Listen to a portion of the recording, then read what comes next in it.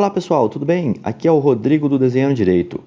Primeira coisa que eu vou falar com vocês é sobre a nossa plataforma. Vocês já sabem, mas não custa te lembrar que o www.desenhandodireito.com.br você acessa o MP3 dessa aula e também esse slide em PDF, além de muitas outras coisas, como questão, eu posso te avisar dessa aula por e-mail. A plataforma está muito show. Então, entra lá que você vai gostar bastante. Outra coisa, curte esse vídeo aqui, se você quiser comenta ele e também compartilha nas suas mídias sociais, porque isso ajuda bastante o curso a crescer. Quanto maior for o curso, mais eu consigo fazer aulas.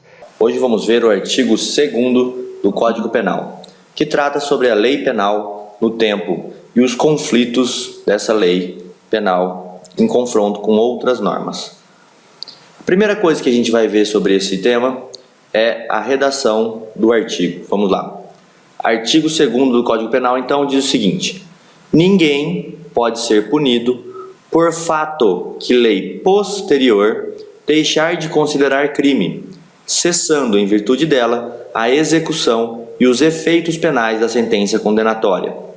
Então, vamos devagarzinho para a gente poder entender.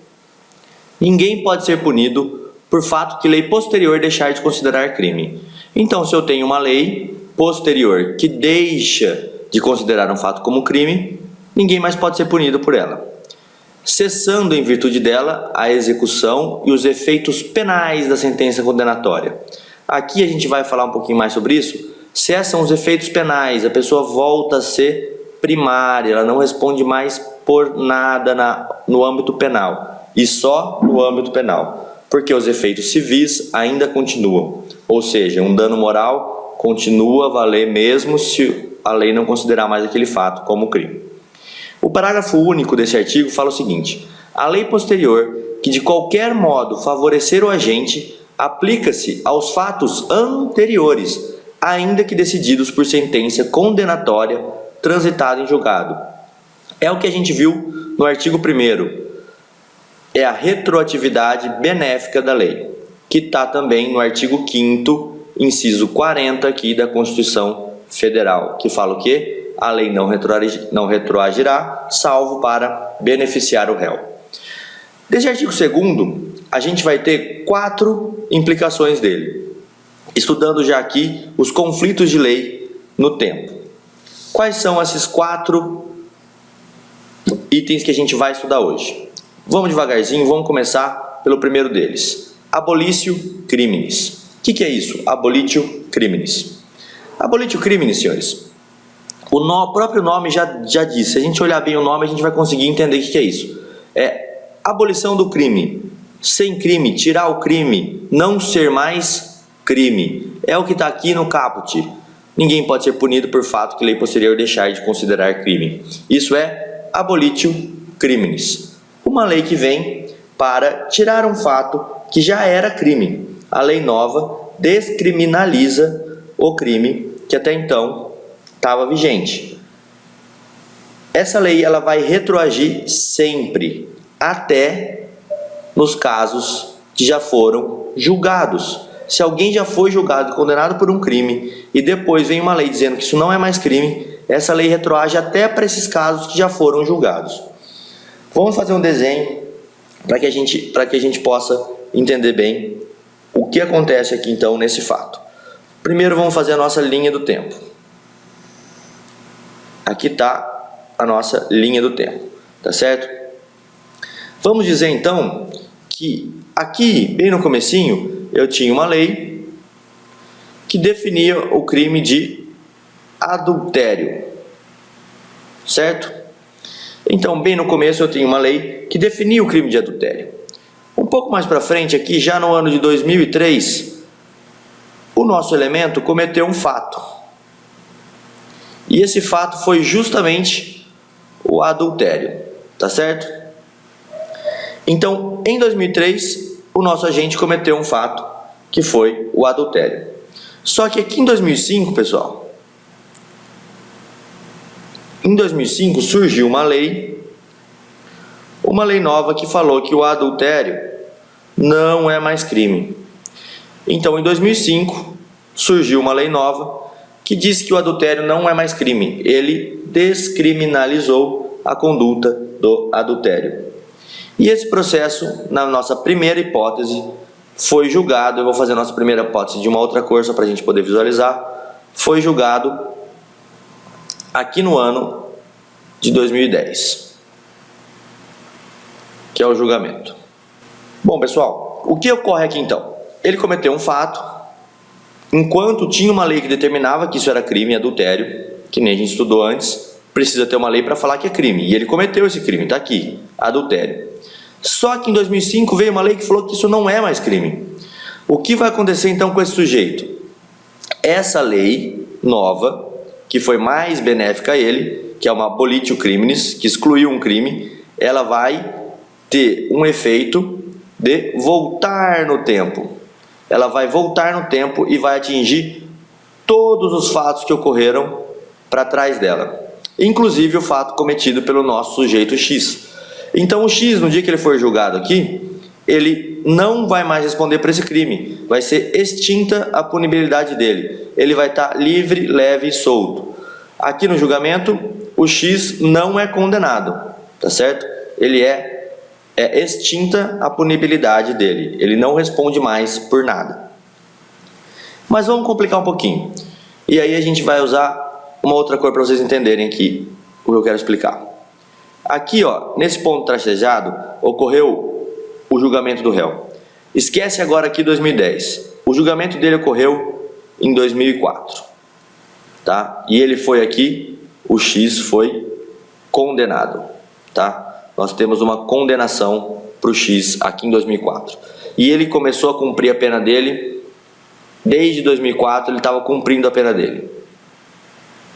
Tá certo? Ninguém fez recurso. Em 2004 mesmo, a sentença dele foi confirmada, ou seja, não cabia mais recurso, e ele estava cumprindo a pena dele nesse espaço azul.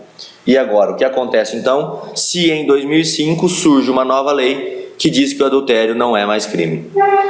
Senhores, assim como está escrito aqui no artigo 2º, essa lei, ela vai retroagir mesmo com o trânsito em julgado da lei anterior, ou seja, ela vai voltar e vai dizer: X, você não precisa, aqui em 2005, você não precisa mais cumprir a sua pena. O X está livre. Ele pode agora voltar a ser um réu primário, não vai mais precisar cumprir a pena dele de adultério. Porque eu tive uma lei, uma abolitio criminis, que liberou o X de cumprir então a pena dele. A partir daqui cessam todos os efeitos penais. Na área penal ele não responde mais por nada. Mas aqui a gente tem que ter atenção a um ponto. Desaparecem os efeitos penais, não os efeitos civis. Se aqui no ano de 2004, a mulher do X entrou com uma ação de danos morais lá na área civil e essa ação foi vitoriosa, essa ação não perde valor. Ela vai funcionar, ela vai valer, mesmo depois dessa lei que diz que não é mais crime. Porque ela só cessa os efeitos penais. Para acessar efeito civil tem que estar expresso na lei. Essa então é a abolitio criminis. É uma lei que vem para excluir um crime que existe. E essas são as implicações da abolitio criminis. O segundo fato que essa lei pode gerar é a novatio legis in melius. Novatio legis in melius. Se a gente for tentar ler, mesmo que não souber o latim, já dá para a gente perceber o que é. Ó. Novatio, nova. Legis, deve ser lei. E in melius, melius parece melhor. Então, uma lei nova, melhor. E é exatamente isso que significa novatio legis in melius. Como a gente está estudando o conflito de normas, a gente está querendo saber o que acontece quando essa lei aparece no meio de outras leis. Então, senhores, nós vamos ter de novo aqui a nossa linha do tempo. Vamos fazer novamente uma linha do tempo aqui. E nós vamos ter agora um fato. Tá certo? Aqui nós temos a primeira lei. Essa lei aqui definia...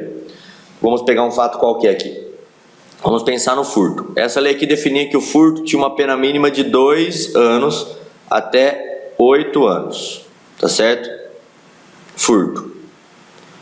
essa lei aqui. Aqui o X comete o furto, tá? Aqui o X comete um furto. Ocorre que aqui no final nós vamos ter o julgamento dele para saber como que fica então essa situação.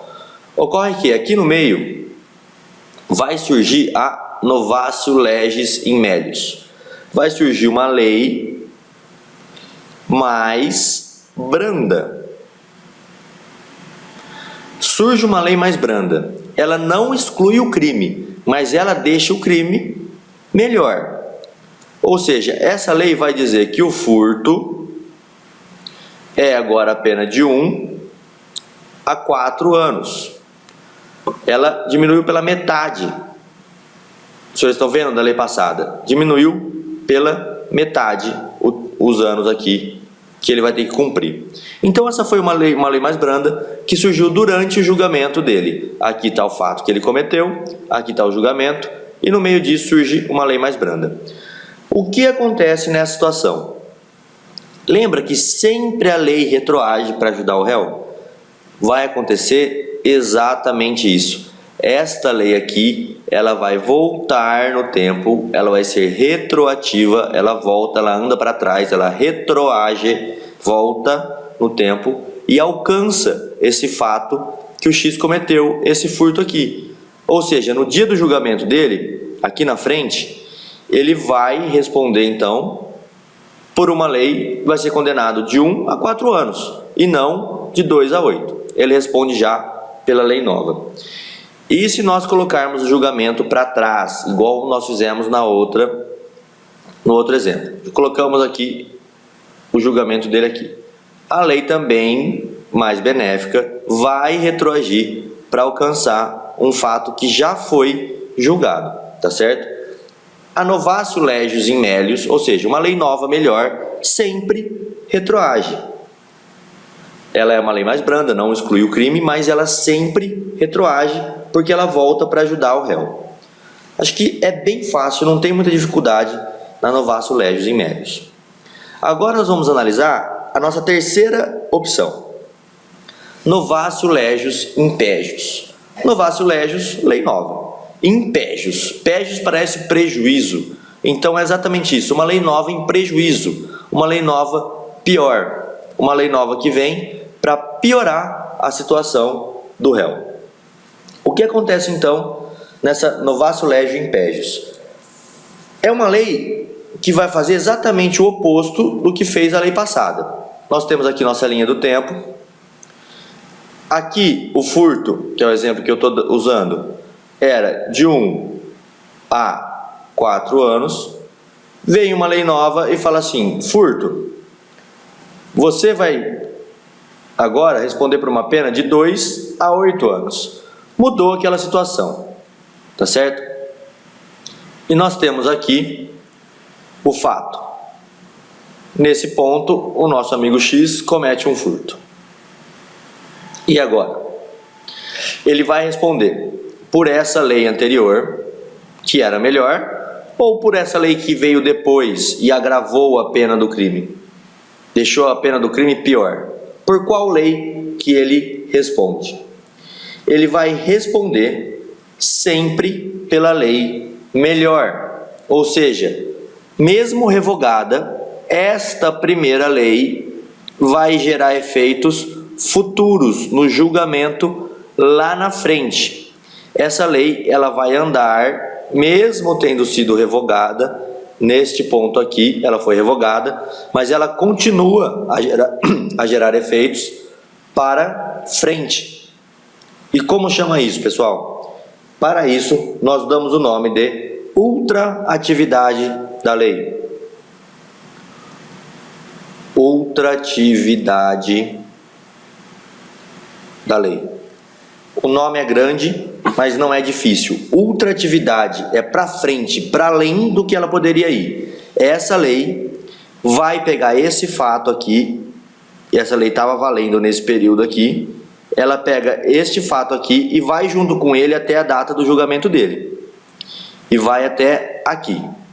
Novatio legis in pejus. Essa lei, ela entra piorando a situação.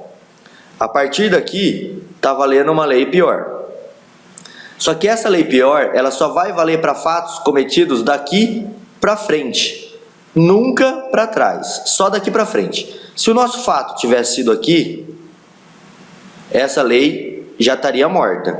Essa lei não andaria mais para frente, porque o fato foi depois da nova lei. Como o nosso fato é anterior, então o que acontece? Essa lei antiga, essa lei aqui, ela é ultra ativa. Ela vai para frente e alcança o futuro. Novatio legis impégios. É esse conflito que pode dar. Uma lei pior acontece e ela não é aplicada para o fato passado, mesmo que o julgamento for depois. Se o julgamento tivesse sido aqui, aí fica mais fácil ainda de entender. O julgamento foi quando estava essa lei melhor, então nem se fala em aplicação dessa outra lei. Só para fatos que aconteceram para frente dela. Nunca fatos que ocorreram para trás. Aqui eu quero abrir um pequeno parênteses para ver com vocês uma coisa que é um nível 2, mas que também não é difícil, tá? Nós vamos ver dois fatos. Dois fatos ainda falando aqui da Novatio legis impégios. Desculpa, da Novatio legis impégios, da lei pior. Só que eu vou apagar essa tela aqui para a gente poder ter espaço e para a gente poder entender bem o que eu quero dizer para vocês. Nós estamos trabalhando com lei pior, tá? Acontece que nós temos dois crimes. Tá? Nós temos dois tipos de crime que pode dar um probleminha na cabeça de vocês. Que é o crime permanente e é o crime continuado. Isso aqui a gente vai explicar depois, mas só para entender. Crime permanente é aquele que dura durante o tempo. Por exemplo, um sequestro. Ele começa hoje e vai se estendendo enquanto durar o cárcere ou o sequestro. Crime continuado. Vários crimes um atrás do outro, da mesma forma. O que acontece nessas duas situações quando a gente tem a Novatio legis impégios? Ó, o fato foi aqui. Esse fato se prolonga no tempo. Durante o prolongamento desse fato, surge a lei pior, que piorou a situação do réu. E agora? Pessoal, essa lei pior, ela aplica para esse fato aqui para trás ou ela não aplica? Somente no caso desses dois crimes, permanente e continuado, essa lei pior vai valer desde que a permanência ou a continuidade do fato não cesse antes dela, ou seja, não acabe antes dela. Se o fato parar por aqui, aqui acabou o sequestro, essa lei não aplica, mesmo que o julgamento tiver ocorrido aqui. Vou mudar a cor da caneta para vocês entenderem. Se esse fato parar aqui, aqui foi onde acabou o sequestro, o julgamento vai continuar no mesmo lugar. Vamos fazer as ondinhas aqui para vocês entenderem. Essa lei aqui cessou, então, o fato. O que acontece? Essa lei pior vai aplicar aqui. Ela vai ter aplicação, porque o fato acaba durante uma lei pior. Deu para entender? Se acabar, se cessar a permanência ou continuidade, se o crime parar antes da lei pior, não aplica ela. Se parar depois, aplica ela. É essa que é a pegadinha aqui, porque a lei nunca retroage. E vocês podem ver que ela não retroagiu. Na verdade, ela continuou indo para frente. Ela vai pegar o crime permanente continuado porque ele se prolonga no tempo. Entendeu? É bem tranquilo. Vamos passar então para a nossa última possibilidade aqui desse artigo 2º da Lei Penal no Tempo. É a Novatio legis incriminadora. Uma lei nova que incrimina uma conduta. A Novatio legis incriminadora, ela vai trazer uma definição de crime. É basicamente o que a gente viu naquela questão passada. Não tem nem nada de complexidade no Novatio legis incriminadora, por conta do seguinte: eu tenho uma lei aqui e eu tenho uma lei aqui, tá certo? Essa lei aqui definiu um crime, definiu o crime de difamação, difamar alguém. A partir desse ponto, difamação é crime. A pergunta é: essa lei aqui de difamação, ela pode voltar a ser retroativa? Aqui vamos pôr um fato em vez de uma lei. Aqui é o fato, tá? Esse ponto aqui é o fato. essa lei aqui, difamação, definiu a difamação, ela pode voltar e alcançar uma conduta para trás? Se ela é pior? Só ler aqui, ó, a lei posterior de qualquer modo favorece o agente, aplica-se a fatos anteriores. Mas se ela for pior, o que acontece com ela? Não aplica. A lei só volta para beneficiar o réu. Não volta. Essa lei aqui, ela só vai ter aplicação para frente. Se o fato ocorrer aqui, você vai responder. Se o fato ocorrer aqui, você não vai responder. Tá certo? A novatio legis incriminadora é só isso. Então, olha só, um artigo que parecia complicado, que gera várias e várias hipóteses, é bem simples se a gente for olhar ele com calma. Ele vai trazer para a gente a abolitio criminis, uma lei que tira um crime e ela sempre vai retroagir. Ela vai trazer a novatio legis in melius, uma lei melhor, que surgiu e é melhor, mais branda, ela também vai retroagir, ela volta e vai alcançar o passado. Traz também o crime permanente e o crime continuado na questão da lei pior, só aplica se for depois dela. A lei pior, ela só tem aplicação para frente dela, só se o fato for para frente dela, só se o fato ocorrer para frente dela. Para trás, se o fato for anterior, nunca. E se o fato for anterior, o que ocorre? Uma coisa chamada ultratividade da lei, porque ela explode a barreira aqui da revogação dela e tem aplicação no futuro, somente para o fato anterior. Fato posterior, aplica a lei nova. E por fim, nós vimos a novatio legis incriminadora, quando uma lei define um crime. Se a lei definiu o crime, ela só pode ter aplicação a partir deste ponto. Para trás ela nunca volta. Tá certo, pessoal? Era isso aí. É isso aí o artigo 2º. Se vocês forem ver, isso aqui já mata 80, 90% das questões sobre esses artigos. Muito obrigado pela audiência até aqui. Não esquece de compartilhar, assinar, curtir o canal e até a próxima.